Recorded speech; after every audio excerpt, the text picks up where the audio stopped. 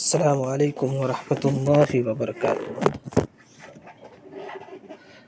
آج کے اس ویڈیو میں ہم یہ پڑھیں گے کہ چھوٹوں کو بڑے کے ساتھ، بڑوں کو چھوٹے کے ساتھ کس طرح رہنا چاہیے۔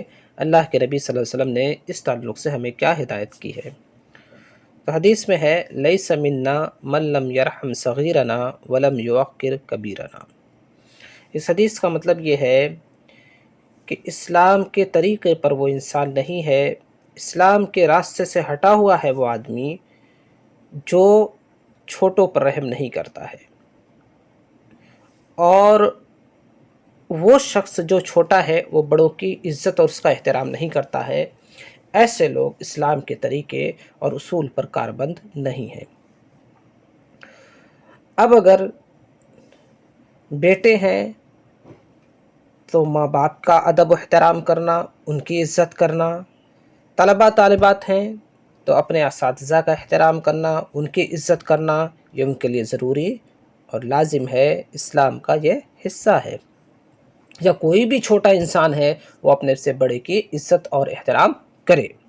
اسی طریقے سے والدین کے لیے بھی ضروری ہے کہ وہ اپنے بچوں کے ساتھ، بیٹے اور بیٹیوں کے ساتھ احترام اور ادب اور شفقت اور نرمی کا معاملہ کریں۔ اللہ کے نبی صلی اللہ علیہ وسلم کا یہی طریقہ تھا۔